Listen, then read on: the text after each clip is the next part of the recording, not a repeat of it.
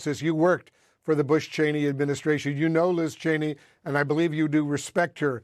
Is this kind of talk from a former and potentially future president of the United States acceptable to you?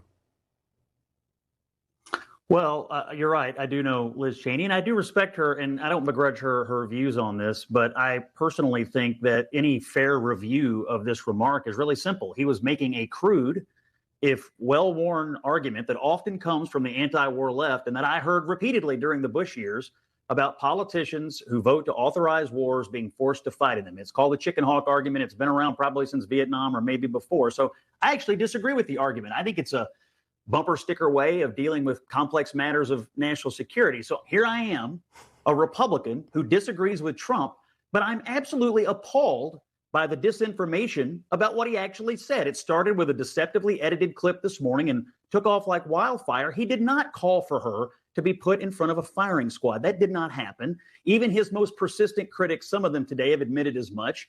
I think this episode, Wolf, to be honest, goes on the ever-expanding bonfire of credibility of the hysterical anti-Trump left.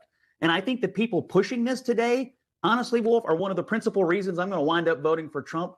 I don't like, if you want to criticize this man, there's plenty. You do not have to make things up to criticize Donald Trump. And I think some of it, frankly, was spun up to distract from a terrible jobs report, if you want my honest opinion. But Scott, with all due respect, if you listen to that full statement that Trump delivered last night, he's evoking the image of Liz Cheney, his political enemy, being shot in the face. He claims she's guilty of treason. He said that before and said she should be jailed. Are you really suggesting his primary disagreement with her is her foreign policy, her national security views, rather than her criticism of him over his attempt to overturn the 2020 election?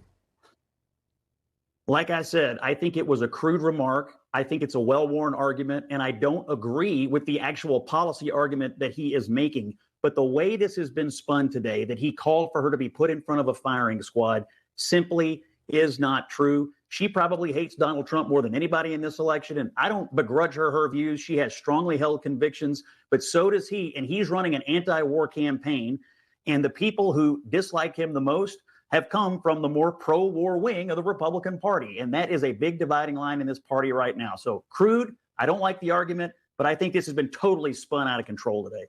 Mandela Barnes is